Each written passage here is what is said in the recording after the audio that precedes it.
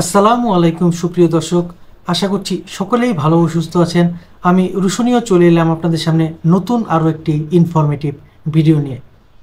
যে ছবিটা বর্তমানে স্ক্রিনে দেখতে পাচ্ছেন, এটি হচ্ছে 1 সেপ্টেম্বরের ছবি, যেদিন থেকে আবার শুরু হয়েছে ইন্ডিয়ান ভিসা দেয়া।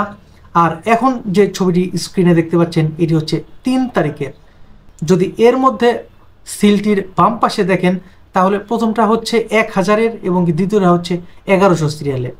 মানে এর মাঝখানে এই বাম পাশেরটা হচ্ছে সিরিয়াল নাম্বার। এই বছরে কততম নাম্বারে এই রিজেক্টটি করা হয়েছে, রিজেক্ট ঠিক নয়, ওয়ার্ডটা হবে হচ্ছে ব্ল্যাক লিস্টেড করা হয়েছে। মূলত কেন এর পরিমাণ ব্ল্যাক লিস্টেড করা হচ্ছে, অনেকেই মেসেজ দিয়ে জানিয়েছেন, অনেকেই পিকচার শেয়ার করেছেন, সবারটা দেখানোর আসলে প্রয়োজন নেই। তো প্রচুর পরিমাণে কিন্তু ব্ল্যাক লিস্টেড করা হচ্ছে। যদিও এই বিষয়ে অনেক ভিডিও এর আগেও দিয়েছিলাম যে 43 নাম্বার পাতায় কেন সিল দেয়া হয়ে থাকে, অনেকেই সমাধানের জন্য জিজ্ঞেস করেছিলেন। এই ভিসাগুলো কিন্তু মেডিকেল ভিসার জন্য আবেদন করা হয়েছিল। এর ম্যাক্সিমামই ছিল এক হসপিটালের অ্যাপয়েন্টমেন্ট দিয়ে তারা ভিসা করেছিলেন, ইন্ডিয়ান ভিসা। কিন্তু ইন্ডিয়াতে গিয়ে তারা without any permission, FRRO foreign regional registration অফিসে তারা কোনো প্রকার কোনো পারমিশন ছাড়া অন্য হসপিটালে ট্রিটমেন্ট করেছে।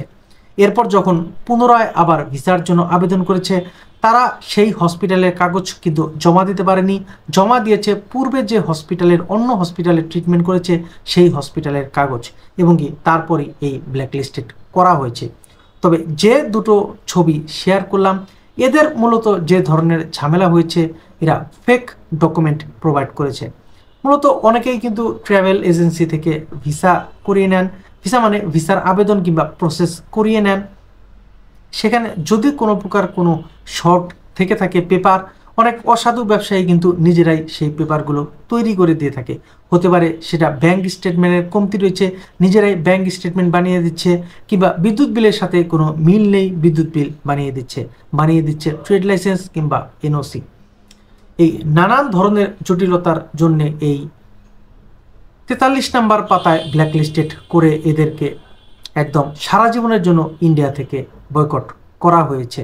এরা আর কখনোই ইন্ডিয়া যেতে পারবে না।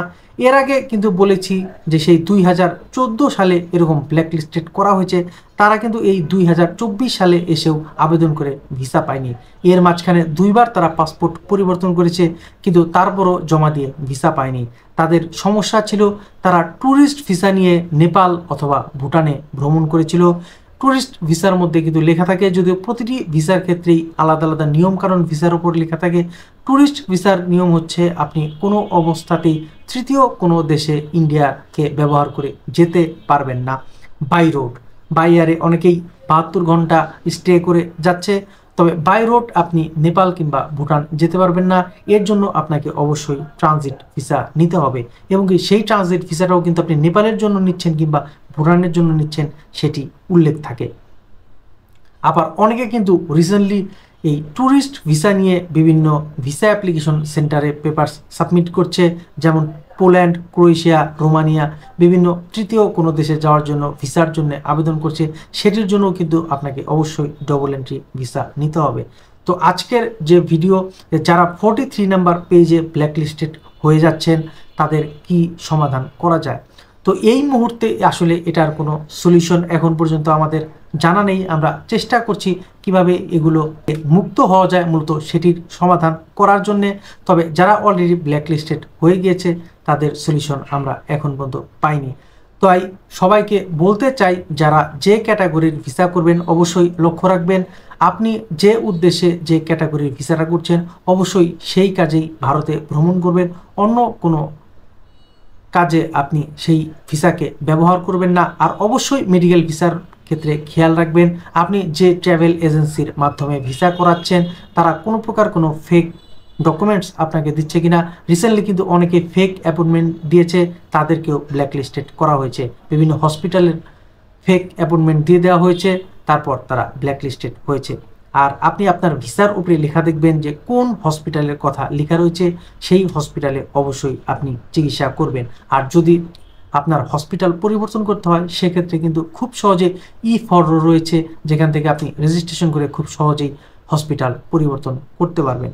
তো এই ছিল মোটামুটি আজকের ভিডিও। পরবর্তী ভিডিও আসবে খুব শীঘ্রই, সেখানে চেষ্টা করব অন্য কোনো বিষয়ে কথা বলার জন্য। সকলে সুস্বাস্থ্য কামনা করে আমি রুশনীয় আপনাদের সামনে থেকে আজকের মতো বিদায় নিচ্ছি।